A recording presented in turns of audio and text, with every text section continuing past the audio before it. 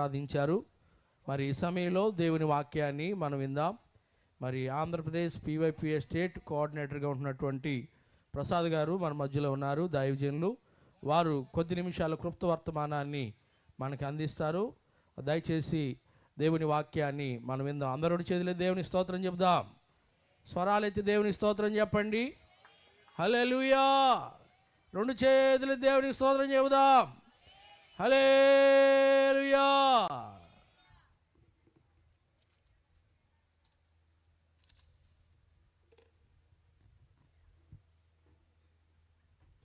Praise the lord. Hallelujah. కుడిని మీ అందరికీ ప్రభువును రక్షకుడైన యేసుక్రీస్తు నామంలో ప్రత్యేక వందనాలు తెలియజేస్తూ ఉన్నానండి. ఇలాగున చేరి ప్రభును ఆరాధించడానికి, ప్రభును సేవించడానికి దేవుడు నాకు ఇచ్చిన మంచి అవకాశాన్ని బట్టి ప్రభును స్తుతిస్తూ ఉన్నాను. ప్రత్యేకించి చక్కని విలువైన సమయాన్ని మాకు అనుగ్రహించినటువంటి దైవజనులు, తెనాలి ఏరియా పాస్టర్ గారు అయినటువంటి దైవజనులు మెతుషలయ్య గారికి ప్రత్యేకంగా వందనాలు తెలియజేస్తూ ఉన్నాను. అలాగే మాతోటి దేవుని పనిలో ఉన్నటువంటి తెనాలి ఏరియా దైవజనులందరికీ ప్రత్యేకంగా వందనాలు తెలియజేస్తూ ఉన్నాం. అలాగే PYPA కమిటీ సభ్యులకు, ప్రెసిడెంట్ గారికి, అలాగే మాజీ ప్రెసిడెంట్ గారు నరేష్ గారు కూడా వేది మీదకి వస్తే కలగా ఉంటుంది అనిపిస్తుంది. మరి మాకు చెప్పలేదంటే అని అనుకుంటున్నారు కదా, మీకు కూడా వందనాలండి. హల్లెలూయా. దేవుని యొక్క వాక్యాన్ని విందాం. పరిశుద్ధ గ్రంథ బైబిల్ తెరిచి సామెతల గ్రంథము 20వ అధ్యాయము 18వ వచనాన్ని చదువుకుందాం.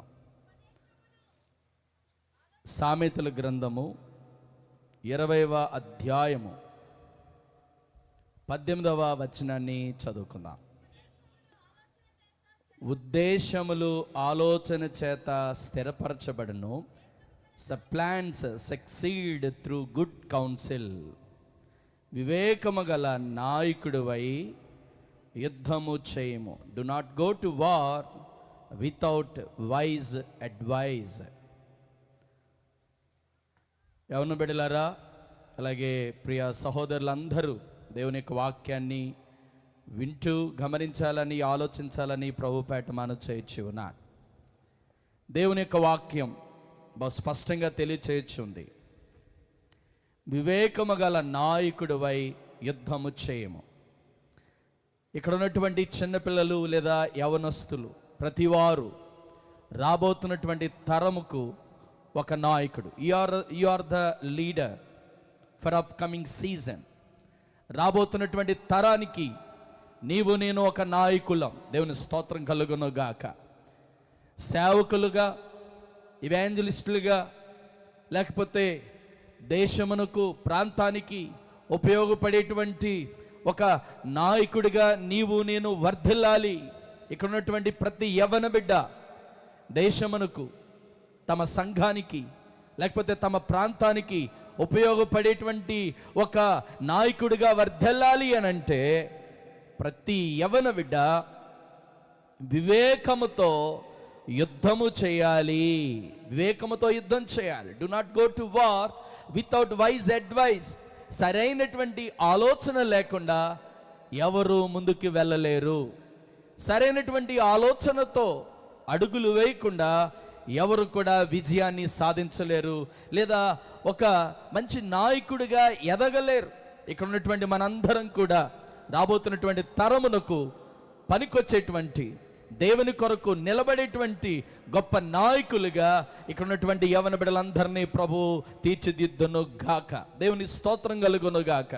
సాధారణంగా 2 రకాలైనటువంటి యుద్ధాలు చూస్తాం. యవన బిడ్డలు బాగా యుద్ధాలు ఎదుర్కొంటూ ఉన్నారు ఈనాడు. ఒకటి శరీర సంబంధమైనటువంటి యుద్ధం, రెండవది ఆత్మ సంబంధమైనటువంటి యుద్ధం. మనం శరీర సంబంధమైనటువంటి యుద్ధము చేయాలి, దాంట్లో గెలవాలి. ఓడిపోయేటువంటి నాయకుడిగా ఉండకూడదు. నీ శరీర సంబంధమైనటువంటి క్రియల విషయంలో నువ్వు గెలవాలి. అదే రీతిగా దేవుని యొక్క సన్నిధానంలో కూడా మనం ఒక మంచి విలువైనటువంటి వ్యక్తులుగా కనబడాలంటే కొన్ని రకాలైనటువంటి యుద్ధం చేయాలి. జ్ఞానవంతమైన ఆలోచనతో కూడినటువంటి యుద్ధం ఒక మంచి నాయకుడిని బయటకు తీసుకొస్తుందని ఒక భక్తుడు చెప్పాడు. ఆడమ్ క్లర్క్ అనేటువంటి ఒక వ్యక్తి ఇలాగునంటాడు, భౌతికంగా జరిగేటువంటి యుద్ధాల్లో చాలా ఎక్కువ శాతం అన్యాయం కోసం లేకపోతే అహంకారంతో కూడినటువంటి యుద్ధాలు జరుగుతాయని చెప్పాడు. దేవుని బిడ్డలారా, కొన్ని భూసంబంధమైనటువంటి యుద్ధాలు అహంకారంతోనో అజ్ఞానంతోనో సరైనటువంటి దిశానిర్దేశం సరైనటువంటి ఆలోచన లేకుండా యుద్ధాలకు వెళ్ళి విఫలం చెందినటువంటి వ్యక్తులను మనం చాలామందిని చూస్తాం. యవన బిడ్డలారా, ఈ మధ్యాహ్న వేళ నీ ఎదుట ఉన్నటువంటి ప్రతి పరిస్థితిలో నువ్వు విజయం సాధించాలి, నువ్వు ఓడిపోకూడదు. నీ ఎదుట ఎన్నో యుద్ధాలు ఉన్నాయి. మనం కళాశాలలో కానీ, స్కూల్లో కానీ, ఈ రోడ్డు మీద వెళ్ళేటప్పుడు కానీ, లేకపోతే మనం నివసిస్తున్నటువంటి ప్రాంతాల్లో కానీ ఎన్నో భయంకరమైనటువంటి పరిస్థితులు మన చుట్టూ ఆవరించి ఉన్నాయి. ప్రతి దినం ఒక యుద్ధమే, మన జీవితమే ఒక యుద్ధ రణరంగం అనేటువంటి విషయాన్ని మర్చిపోవద్దు. సో ఇటువంటి యుద్ధంలో నువ్వు విజయం సాధించాలంటే, యుద్ధం అనగా ఇతరులతో కొట్లాడు గురించి నేను చెప్పట్లేదు సుమా.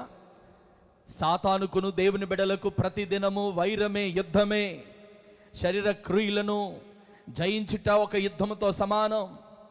దేవునిని సంతోషపెట్టుట ఒక యుద్ధముతో సమానం. శరీర క్రియలను విడిచిపెట్టి ఆత్మక్రియలను చేపట్టడం అంటే అది సామాన్యమైన విషయం కాదు, అది ఒక యుద్ధము లాంటిది.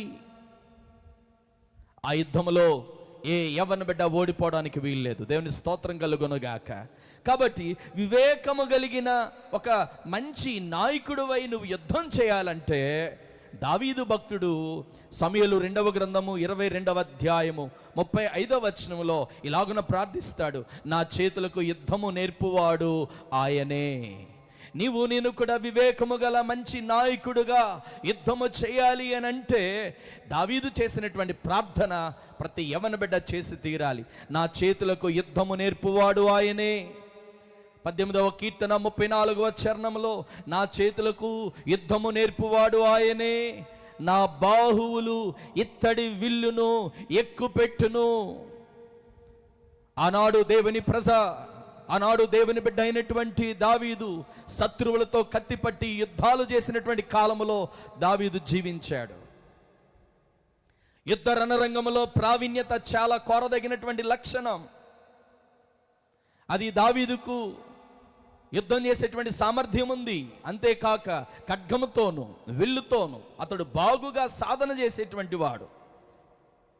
ఎంత సాధనం చేసినప్పటికి కూడా, ఎంత ప్రాక్టీస్ అతనికి ఉన్నప్పటికీ కూడా తన నైపుణ్యం, తన సామర్థ్యం తన స్వంతంతో కూడినది కాదని, దేవుడే ఇచ్చినదని దావీదు పలుమార్లు ఒప్పుకుంటూ స్తుతి ఆరాధన చేశాడు. నమ్మిన వారి గట్టిగా చప్పట్లు కొడుతూ ప్రభు స్తోత్రాలు చెల్లిద్దాం.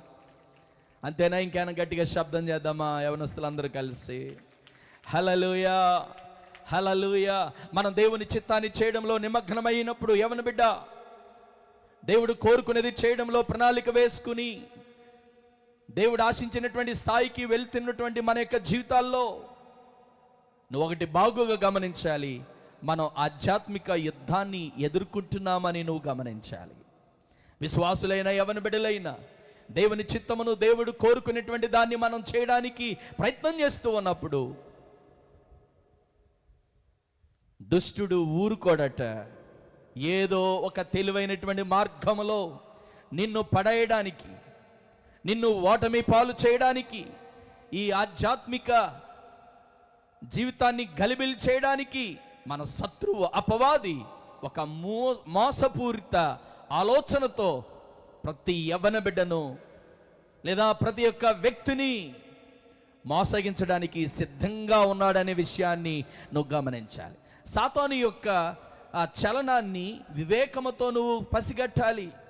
అందుకే సామెతల గ్రంథంలో మనం ఆ మాటను చదివాం, వివేకము గల నాయకుడివై యుద్ధము చేయుము. దేవునికి స్తోత్రం కలుగునుగాక. ఈ యుద్ధములో, ఈ ఆధ్యాత్మిక యుద్ధములో ప్రతి యవన బిడ్డ గెలవాలి. దేవుని స్తోత్రం కలుగునుగాక. ప్రతి విశ్వాసి గెలవాలి, ప్రతి సేవకుడు గెలవాలి, ప్రతి చిన్న బిడ్డ గెలవాలి.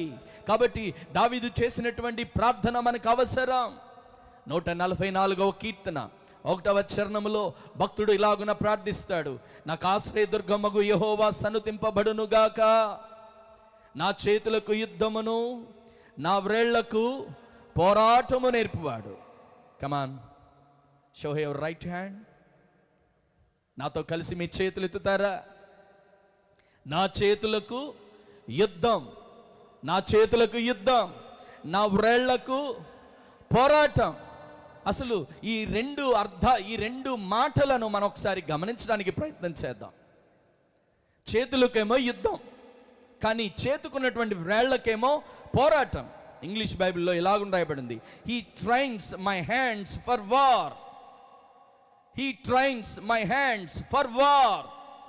నా చేతులకు యుద్ధం అనేటువంటి మాట దేన్ని సూచిస్తుందో తెలుసా?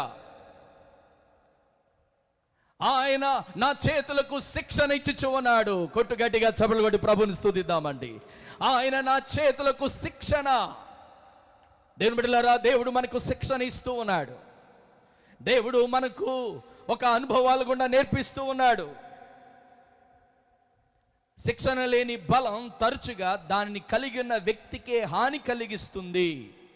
శిక్షణ లేని అతనికి కారు ఇచ్చి నడిపించరా అంటే ఏం చేస్తాడంటే ఏదో ఒక హాని కలిగిస్తాడు, ఎవరొకరిని గుద్దుతాడు, తన చుట్టూ ఉన్న వారికి ప్రమాదంగా మారిపోతాడు.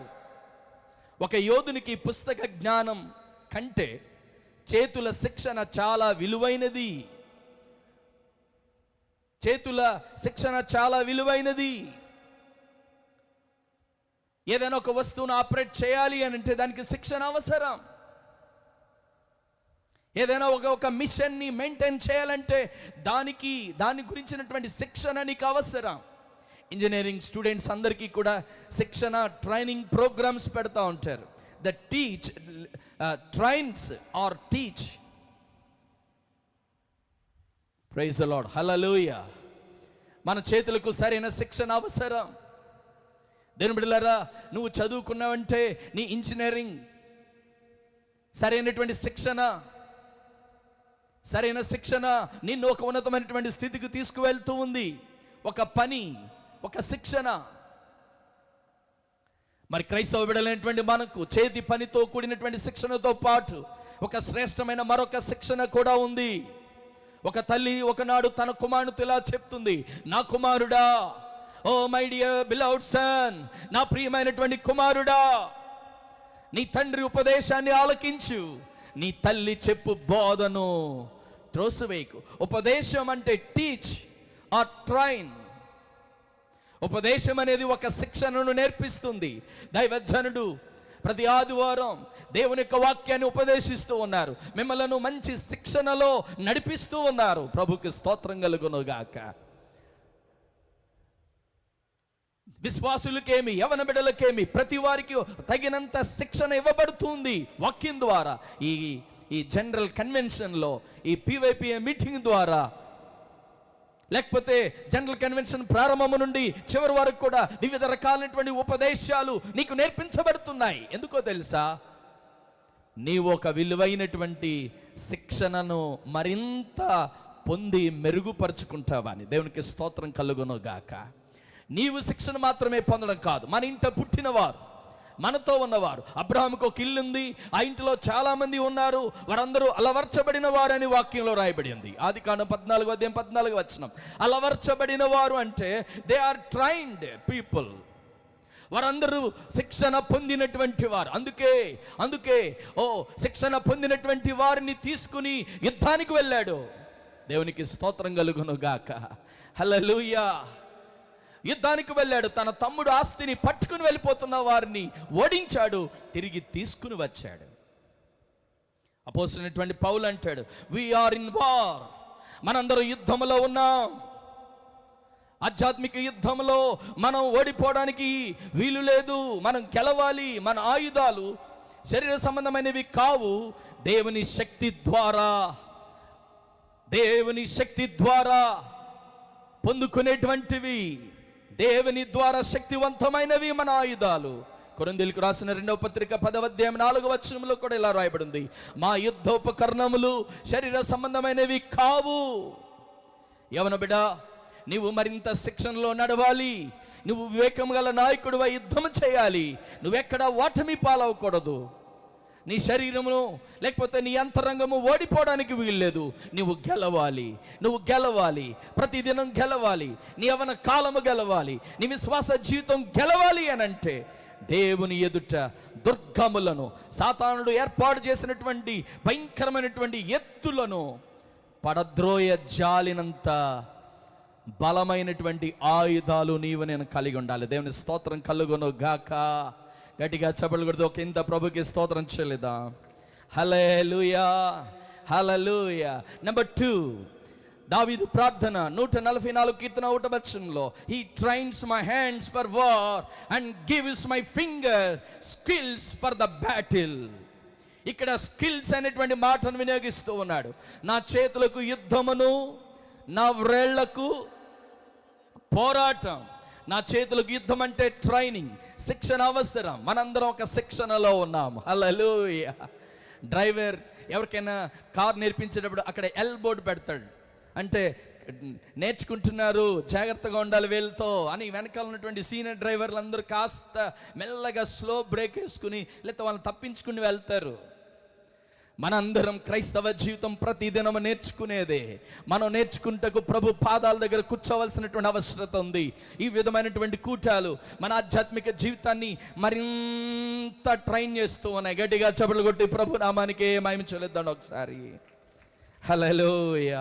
నా చేతులకు యుద్ధం. రైట్, మన చేతు ఫింగర్లు చూపిద్దాం, వేళ్ళు చూపిద్దాం అండి, వేళ్ళు చూపిద్దాం. కొంతమందికి 10 ఉంటాయి, కొంతమందికి 11, 12 ఉంటాయి. దేవుని యొక్క మహాకృపను బట్టి ఇక్కడ అందరికీ 10 వేళ్ళు ఉన్నాయని నేను అనుకుంటున్నాను. హల్లెలూయా. దయచేసి మన వేళ్ళకి ఏం కావాలంటే ఇప్పుడు పోరాటం అనేటువంటి మాటకు అక్కడ ఏం రాయబడి ఉంటే, my fingers skills for the battle. He gives my fingers skills for the battle. ఆయన నా చేతులకు స్కిల్స్, నైపుణ్యత, నిపుణత. సామెతల గ్రంథం 22వ అధ్యాయం 29వ వచనం, తన పనిలో నిపుణత గలవానిని చూచితివా, తన పనిలో నిపుణత కలిగిన వారిని చూచితివా. యూదా గోత్రంలో ఒక వ్యక్తి ఉన్నాడు, అతని పేరు బెసలేల్. నిర్గమాకాండం 36వ అధ్యాయం 1వ వచనం, అతడు పరిశుద్ధ స్థలం యొక్క సేవ నిమిత్తము ప్రతి విధమైన పనిని చేయుటకు ఏర్పాటు చేయబడ్డాడు. నాతో కలిసి చెప్దామా, పరిశుద్ధ స్థలం యొక్క సేవ నిమిత్తం. అందరు కలిసి చెప్దామా, పరిశుద్ధ స్థలం యొక్క సేవ నిమిత్తం ప్రతి విధమైన పని చేయుటకు. చెప్దామా, ప్రతి విధమైన పని చేయుటకు. దేవుడు నీకు చాలా స్కిల్స్ ఇచ్చాడండి. ఇక్కడ ఉన్నటువంటి యవనస్తులు అందరూ మాకంటే గొప్ప గొప్ప స్కిల్స్ ఉన్నటువంటి వాళ్ళు. కొందరు స్కిల్స్ని దాచిపెడుతున్నారు, కొందరు వినియోగిస్తూ ఉన్నారు. నీవు అద్భుతమైనటువంటి స్కిల్స్ దేవుడు నీకు ఇచ్చాడు. నీ వ్రేళ్లకు ఆ స్కిల్స్ నేర్పించాడు దేవుని పని చేయడానికి, పరిచర్య చేయడానికి. బెసలేల్ అద్భుతమైనటువంటి వస్తువులు తయారు చేయడానికి దేవుడు అతని చేతుల్లో నిపుణత పెట్టాడు. అందుకే ఆనాడు బెసలేల్ దేవుని యొక్క సేవా సంబంధమైనటువంటి విషయాల్లో, మందసం చేసే విషయంలో అతడు ప్రజ్ఞను వినియోగించి, తన చేతులకు ఉన్నటువంటి నిపుణతను వినియోగించి అద్భుతమైనటువంటి వస్తువులు తయారు చేశాడు. You are one of the Bezalel. నేను ఒక బెసలేలు కావాలి. దేవుని సేవ నిమిత్తమై పని చేయుటకు, పరిచర్య చేయుటకు, దేవుని సేవా సంబంధమైనటువంటి పనులు చేయుటకు, ఆరాధన సంబంధమైనటువంటి పనులు చేయుటకు. మనం లోక సంబంధమైనటువంటి పనులు చేస్తాం, దేవుని పని చేయం. దేవుని పని చేయడానికి నువ్వు ముందుకు రావాలి. నీ చేతులకు నిపుణత ఉంది. మొదటి దినవృత్తాంతముల గ్రంథము 15వ అధ్యాయం 22వ వచనంలో కెనన్యా అనేటువంటి ఒక వ్యక్తిని అక్కడ మనం చూస్తాం. అతడు మందసమును మోయిటందు గట్టివాడైనందున అతడు మోత క్రమమును నేర్పుటకు నియమించబడెను. అక్కడ మోత క్రమము. ఈ కెనన్యా అనేటువంటి ఒక వ్యక్తి గొప్ప ఆరాధన నడిపించేటువంటి నాయకుడిగా ఉండిపోయాడు. అతడు మందసము మోయిటందు గట్టివాడు. నీవు మందసాన్ని మోయిటందు గట్టివారం కావాలి. ఇక్కడ ఉన్నటువంటి యవన ప్రతి బిడ్డ, ప్రతి విశ్వాసి మందసము మోయిటకు మనం గట్టి బలమును సంపాదించుకుందాం. హల్లెలూయా. మందసమును నీ భుజాల మీద నువ్వు మోయాలి. మందసాన్ని ఎడ్ల బండి మీద ఎక్కించడానికి వీల్లేదు. అది నీ అంతట నీవే మోయాలి, నీ అంతట నీవే ఆరాధించాలి, నీ అంతట నీవే పాడాలి. దేవుని పనిలో నీవు ఒక ఇన్స్ట్రుమెంట్స్గా వినియోగపడాలనేది నా తపన, దేవుని యొక్క ఆకాంక్ష. దేవునికి స్తోత్రం కలుగును గాక. హల్లెలూయా. ప్రభు అయినటువంటి యేసుక్రీస్తు ఒక 3 వ్యక్తులను పిలిచారు ఒకరోజు. మత్తయి సువార్త 25:14-30 వరకు చదివితే, ఒక ఆయనకి 5 తలాంతులు ఇచ్చారు, ఒక ఆయనకు 2 ఇచ్చారు, ఒక ఆయనకు 1 ఇచ్చారు. 5 తలాంతులు తీసుకున్నవాడు అద్భుతంగా తన చేతులకు ఉన్నటువంటి నైపుణ్యాన్ని వినియోగించి మరొక 5 అతడు సంపాదించాడు. 2 తీసుకున్నటువంటి వ్యక్తి వాటికి బదులుగా మరొక 2ను అతడు తన నైపుణ్యాన్ని వినియోగించి సంపాదించాడు. 1 తీసుకున్నటువంటి వ్యక్తి దానిని భూమిలోనే దాచిపెట్టాడు, కానీ తన టాలెంట్ను లేకపోతే తన స్కిల్స్ని, తన నైపుణ్యాన్ని వినియోగించి వ్యాపారం చేయలేకపోయాడు. ప్రభు వచ్చినప్పుడు అతన్ని పిలిచారు. అయ్యో, నేను ఇచ్చినటువంటి తలాంతును దుర్వినియోగం చేశావు, ఇది నువ్వు ఇలాగున చేస్తావని నేను అనుకోలేదు. ఎవరు బిడ్డలారా, ఈ మధ్యాహ్నం వేళ ప్రభు నీ చేతులకు వివిధ రకాలైనటువంటి తలాంతులను ఇచ్చాడు, స్కిల్స్ ఇచ్చాడు. నువ్వు దేవుని కొరకు ఏదైనా గొప్ప పని చేయగలవు. మనలో చాలామంది డిజైన్ చేయగలిగిన వారు ఉన్నారు, మనలో చాలామంది ఆన్లైన్ సర్వీస్ చేయగలిగిన వారు ఉన్నారు, లేకపోతే వివిధ కార్యక్రమాలు దేవుని కొరకు చేయగలిగిన వారు ఉన్నారు. దేవునికి ఇచ్చినటువంటి తలాంతును వినియోగిద్దాం. దేవుడు తన మాటలు మన మిడికిలో ఆస్వాదించును గాక. ఆమేన్. Thank you. హల్లెలూయా. అందరికీ వందనాలండి.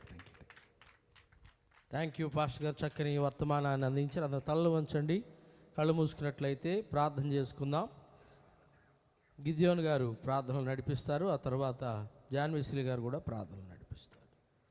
చక్కని మాటలు మనం విన వివేకము గల నాయకుడివై యుద్ధం చేయాలని